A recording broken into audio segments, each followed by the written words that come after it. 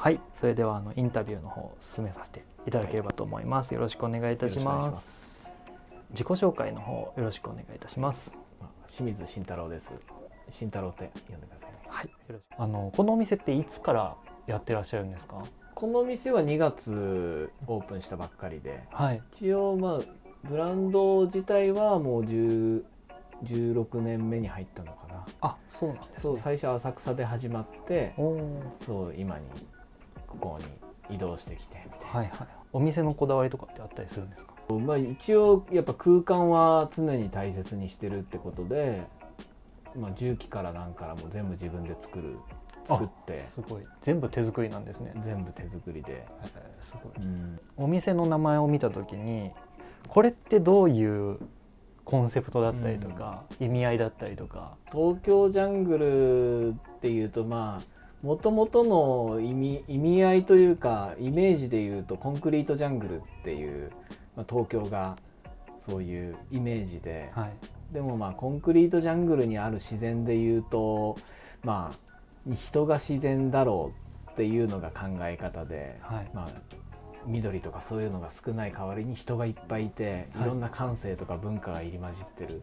っていうこの土地の面白さ、そういう文化とか人の感性っていうのをいかに受け入れてここで表現するのかっていう意味で、いろんなブランドさんとも一緒に仕事したりするし、今までやらなかったことっていうのをここで表現できればなっていうのが、コンセプトとして東京ジャングルっていう名前をつけて今回から活動をスタートしたっていう感じですね。なるほど。お店のアイテムやっぱり結構デニムだとか、レザーだとか、あとはシルバーとか、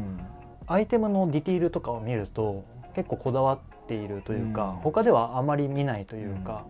どういう風なところを工夫しているとかありますか？あんまり他のことを考えてないっていうのが一番で、もともと独学で全部作ってきたから、他の人が何をどうやってるかっていうよりは自分が何を作りたいか、どう作りたいかっていうのがベースになってやってるから、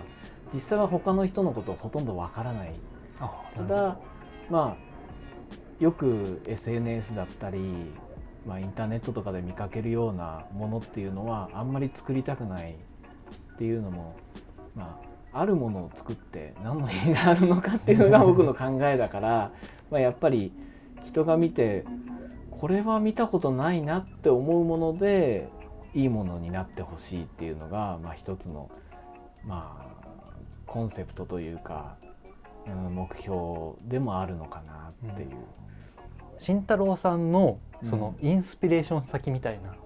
ものってどういうところから来るんですか？やっぱ本当昔から服が好きで、ジーパンはやっぱずっと大好きでずっと履いてきたけど、どうしても長く履けなかったというか、それはやっぱ履き心地だったりスタイルだったりとか、やっぱいろんなものを履いてきた上でここをこうしたいこうしたいっていうのを常に積み重ねてきて、自分の中で理想を作って、でそれをやっと形にできたっていうのが今あるジーパンのデザインになってる。なるほど、じゃあ昔は結構そのライトオンスだったりヘビーオンスだったりとかっていうのを、もう何でもいろんなもの入ったし、それこそリーバイスだったりとか、ああいうのももちろん履いてきたし、その上でここがきついなってやっぱどうしても欠点が自分の中で、それは他の人にとっての欠点かは分からないけど、履いててストレスになる部分とかいらないなって思う部分は削いで作ったっていう。なるほど、じゃあ自分の考えたこれがベストだっていうのがこのお店の中にはいっぱいあるってことですね。他に大事にされているところとか、その作ってる瞬間のテンションやっぱり一番テンションが高い時に作ったものっていうのが一番良くて、ただ実際のところはそうじゃない時に作るのもある意味面白いのかもっていう考えも持ってるから、常に手は動かしてるっていうのはあるかもしれない。なるほど、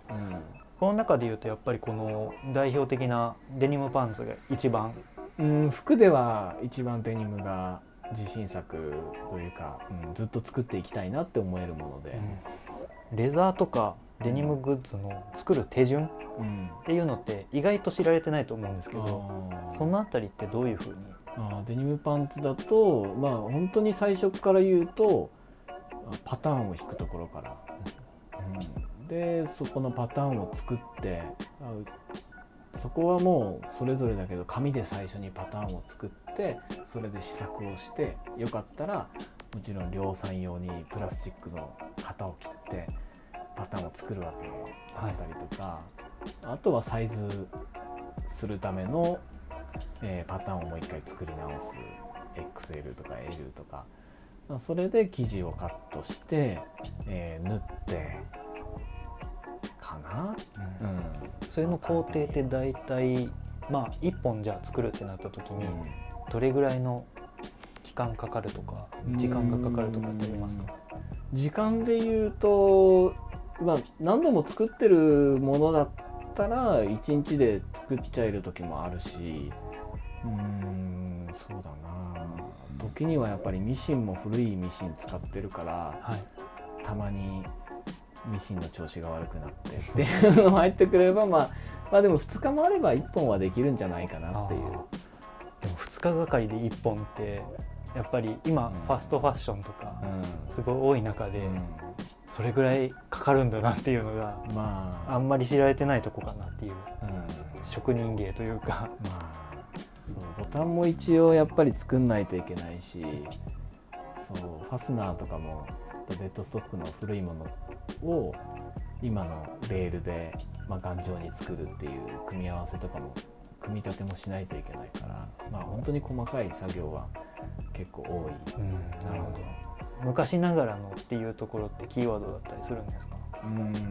いや、そういうわけじゃなくて、やっぱり今現代がどっちかといえばヴィンテージの後追いをしてるというか、ヴィンテージを、レプリカで作ってるところが多くて、っていうよりは僕は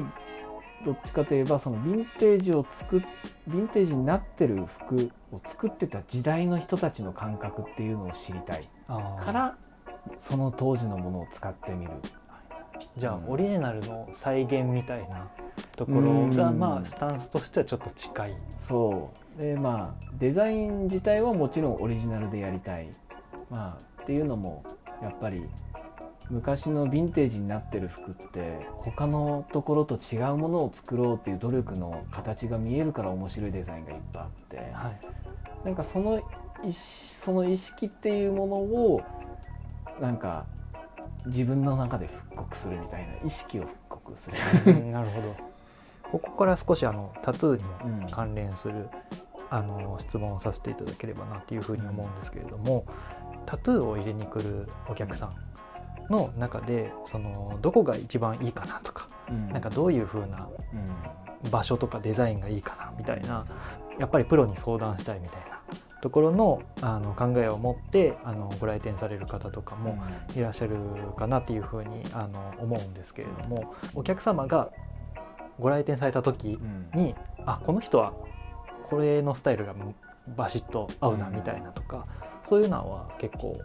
感じたりされますか？なんとなく人それぞれに多分色があるから、これが合うんじゃないかなっていうのを着てもらってみたりして、違うなら違うし、でもそういうのはやっぱりもともと革から始まった店で、ここってでその当時からもう10年以上ずっとフルオーダーをやってきたにあたって、やっぱりその人がかっこいいと思うだろうなっていうのを汲み取りながらデザインを相談して作っていかないといけないっていう経験もあったから、もちろんやっぱり服もなんか履いてる靴見たら、こういう靴が好きなんだなとか、なんか身につけてるものでこれが好きな、こういうのが好きだろうなっていうのがある程度は分かるから、やっぱりそれで着せてみたりかぶせてみたりってする時の反応とか、そういうのもすぐ分かるし、それでやっぱり一番はお客様が気持ちよく着れるとか、これ身につけた時テンション上がってるなって、これだろうなって本人がしっくりきてるなっていうのを感じ取って選ぶっていうのはあるかな。なるほど。日本ではその職人みたいな言葉、その日本でそのタトゥーを彫ってる人ってタトゥーアーティストじゃなくて彫り師みたいな、